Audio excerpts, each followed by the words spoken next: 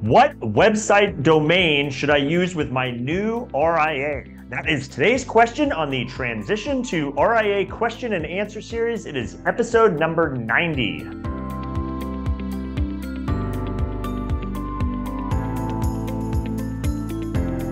Hi, I'm Brad Wales with Transition to RIA, where I help you understand everything there is to know about why and how to transition to the RIA model. If you're not already there, if you head on over to transitiontoria.com, you can find all of the resources I make available to help you better understand the RIA model. This entire series is available in video format, podcast format. I have articles, I have white papers. Again, all kinds of resources to help you understand the RIA model. Transitiontoria.com.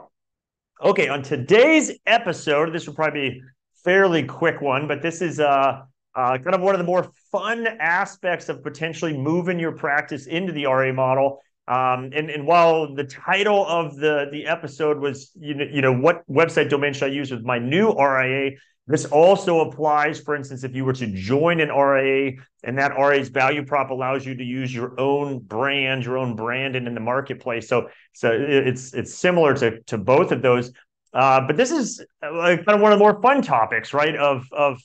There's a lot of variables that I talk about on these episodes that go into what it takes to transition into the RIA model and how you solve for compliance and how you solve for technology and those sorts of things. And those are very important pieces. They're not things that typically get you excited. They're just kind of the necessary blocking and tackling.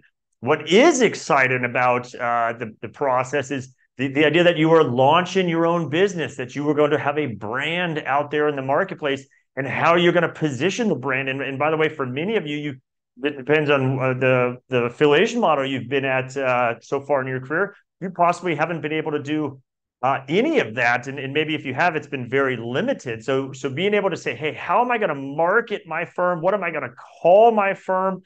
That's the exciting part of making a transition. And so part of that is talking about, okay, well, what website domain I want for my firm? And you might think, okay, there's not much to it, but as you'll see on today's episode, I did want to go through just a couple important tips on this. Now, I'm not a marketing guru. I don't claim to be a marketing guru, but having started my own business years ago, I understood how important this is. And you see again, whether it's a new RA or you're joining an RA that you're going to use your own brand, this is part of the process. So I thought I would just share some of these tips with you. Now, what I'm referring to here, again, we're talking about what is the domain for my website. Sometimes people, as opposed to calling it a domain, will call it a URL. But basically, this is the .com, right? So such and such wealthmanagement.com.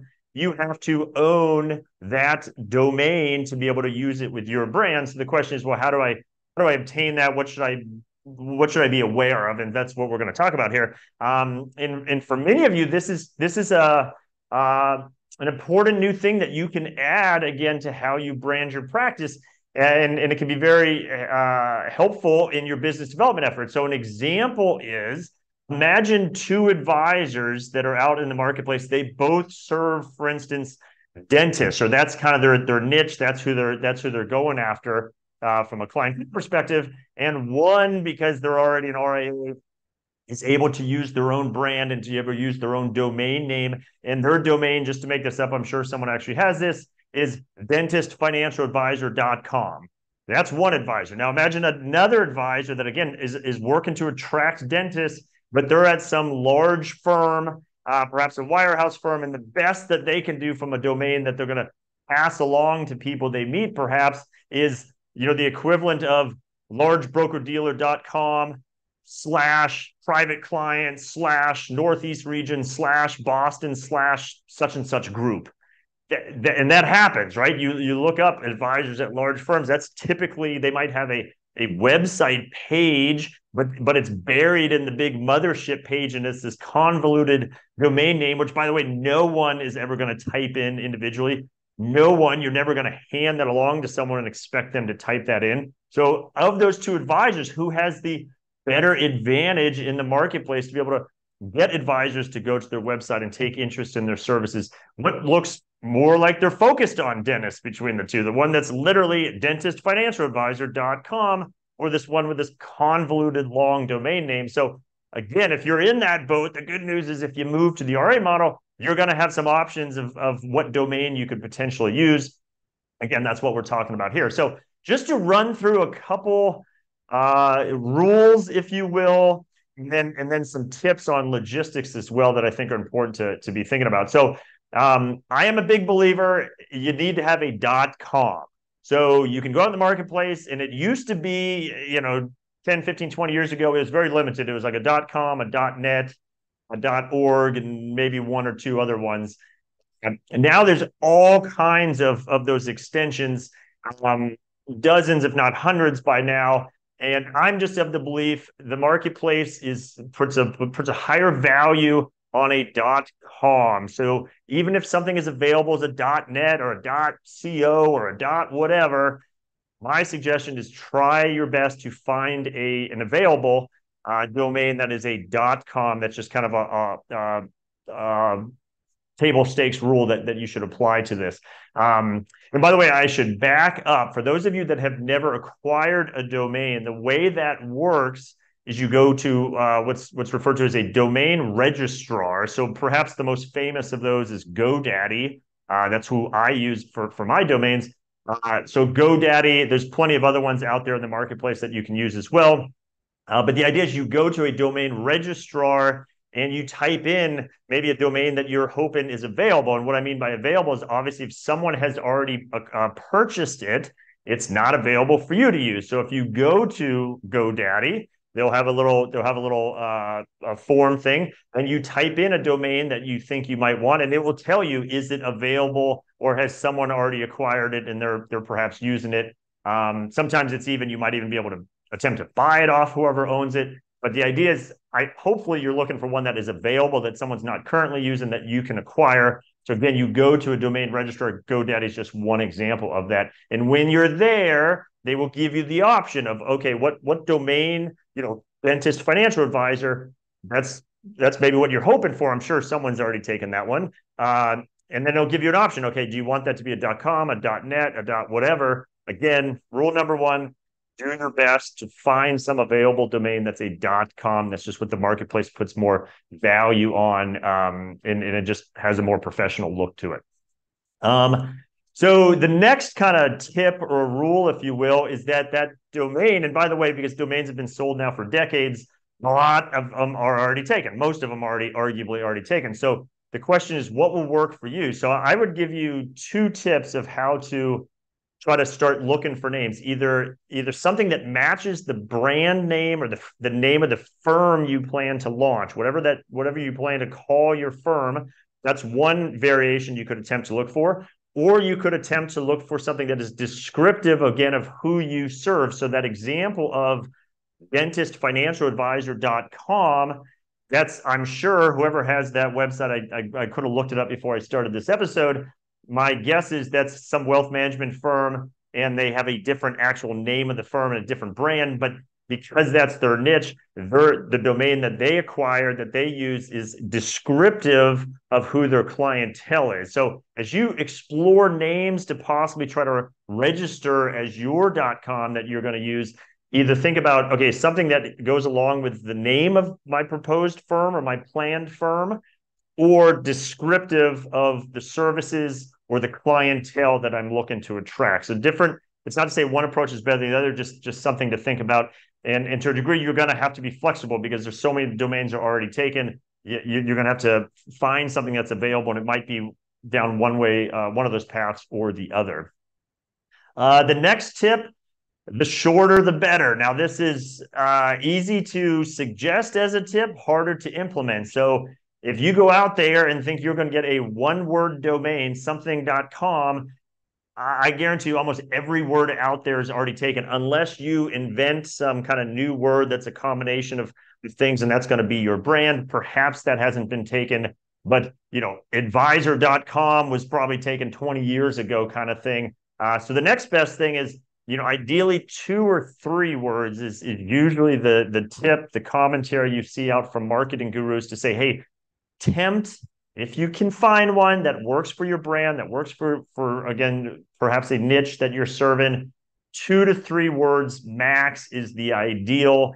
If it's 5, 6, 7 words.com, one that looks sloppy on all your marketing materials, it's harder for someone to remember. It just doesn't have the same ring and professionalism that the marketplace kind of reflects on a shorter domain. So the shorter, the better.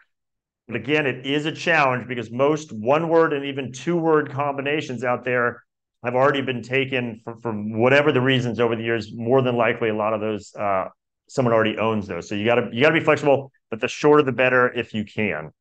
And then an additional tip I'd point out on names, and you sometimes hear other people mention this when they're discussing this topic, is, oh, well, we'll make sure whatever you go to, if you find one, we'll make sure it's not some trademarked name that you might have trademark issues if you acquire the domain and you start using it, and then down the line, someone will come at you and claim, oh, you infringed my trademark. And I guess if you're an attorney, that's the advice you're going to give. The more practical, in my opinion, is the reality is if someone is in your same line of work, because a trademark, if you have a phrase or a name in one industry that doesn't necessarily protect, that doesn't necessarily stop someone from using a similar name in an entirely different industry, because there's not going to be any confusion among clients. I'm not a trademark attorney, so I'm not going to profess to know all the details, but generally speaking, the idea is, okay, someone in my line of work, whatever that might be, in our case, being a financial advisor, already using that name, and have they trademarked it? So it doesn't hurt to go out and do a trademark search if you want to see if, oh, wow, if this domain is available and that's what I want to call myself, has someone already trademarked that name? You can always do that. I'm just, from a practical standpoint, if someone has gone to the trouble and the cost of trademarking a name, they've almost guaranteed to have already acquired the .com that goes with that name. So on the chance you find a .com that works for you, I would just say it's very slight chance that someone has trademarked that. Again, a trademark is a much longer process, more expensive process than buying a domain. So that's not a foolproof test, but I just be careful before you worry too much about spending hundreds or thousands of dollars doing some trademark search. Again, that if someone has trademarked, they've most likely already bought the associated .com. So just a thought there. And then just a couple logistical things to keep in mind. So if you were to go to GoDaddy, and again, it's fun. You can sit there, you can type things in as you're imagining, wow, maybe I call myself this, or maybe this would work. And it is kind of heartbreaking at times. You think, oh, this would be perfect, and it pops up, and oh, someone already owns it. You go back to the drawing board, but that's just how the process plays out. But a tip, and this was the case years ago. I remember hearing this tip.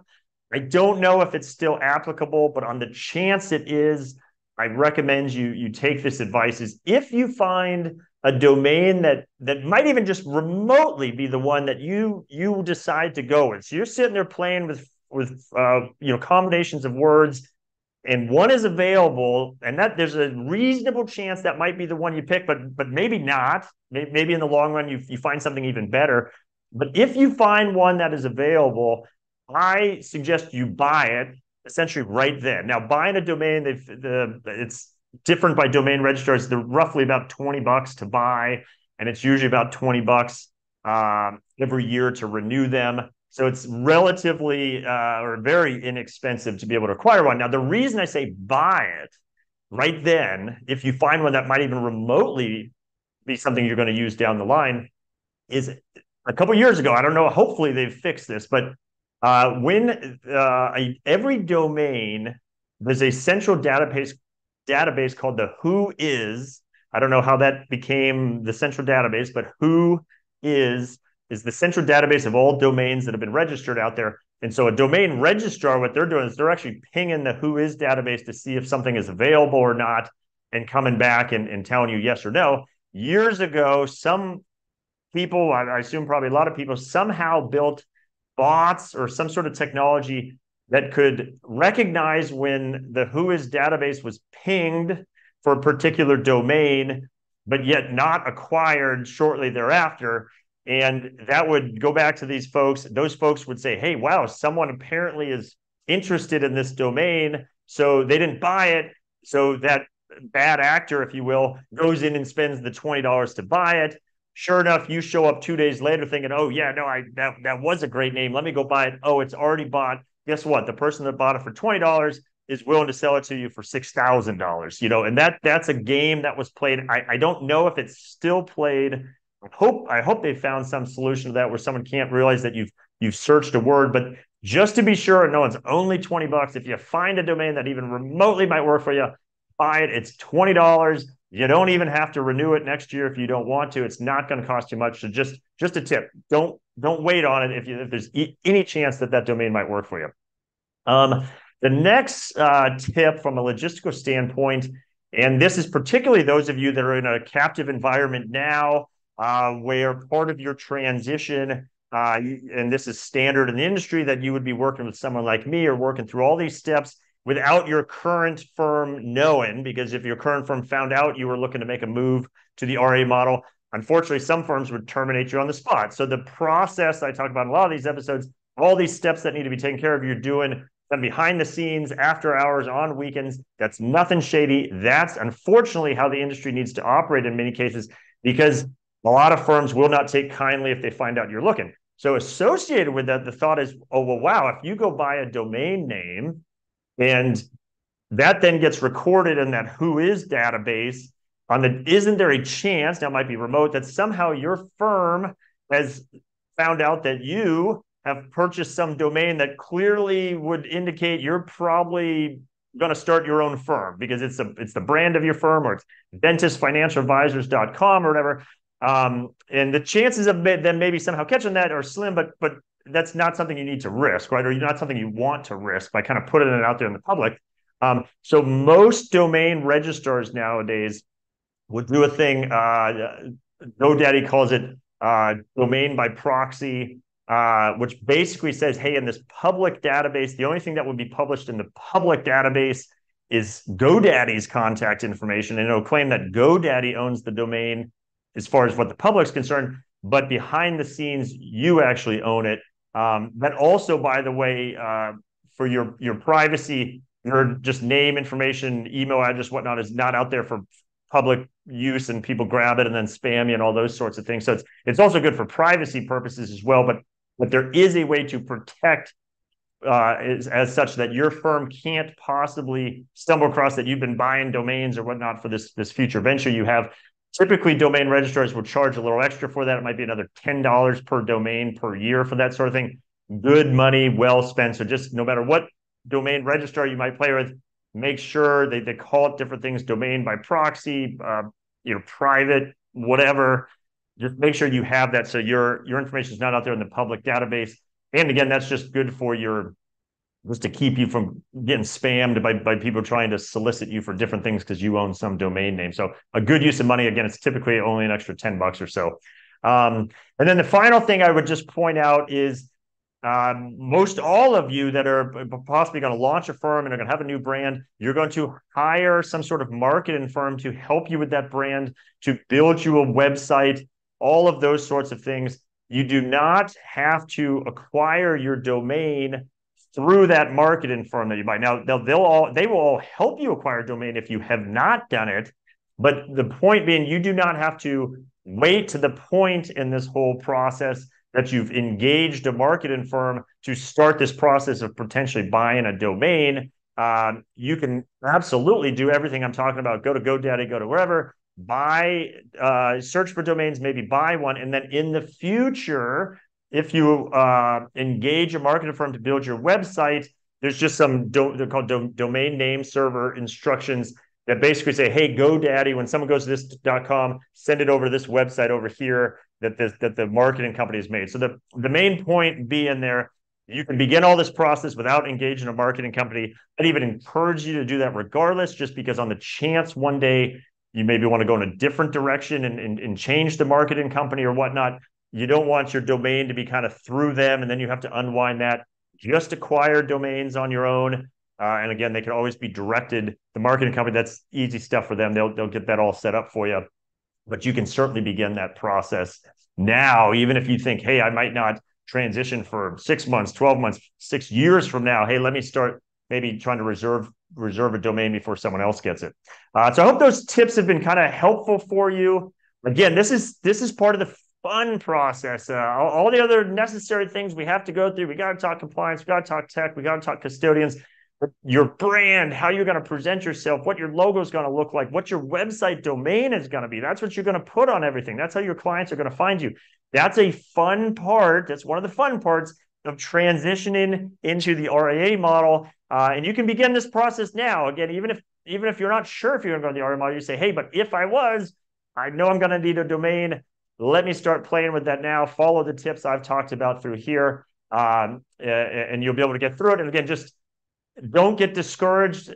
It's almost the first dozen things you search for are probably already taken. You just have to keep coming up with different variations, and eventually, hope you can find something that you're proud of that will work well. And again, you can acquire it now and use it at any point in the future, as long as you just keep renewing it every year. It's always yours to have in your back pocket. So with that, like I said at the top, my name is Brad Wales with Transition To RIA I. Well, this is just kind of a quicker, easier topic. It is part of the transition process to going into the RIA model. So that's what I help advisors with, is understanding all the things you need to be doing to transition your practice into the RIA model. So I did want to just do a quick episode on something as simple as the .com, but that is an important thing, and how to go about acquiring a .com for your future business. If you're not already there, head on over to transitiontoria.com. Again, you can find all of the resources I make available from this entire series in video format, podcast format. I have articles, I have white papers. And at the top of every page is a contact link. If you click on that, you can instantly and easily schedule time to have a one-on-one conversation with me. If you want to talk about anything related to, hey, should I even be moving into the RIA model? And then, by the way, if it makes sense, what are all the things I need to do to transition into it? Again, today's topic is just a small slice in that, but is part of that process. I'm happy to have that conversation with you. Again, transitiontoria.com. And with that, I hope you found value in today's episode, and I'll see you on the next one.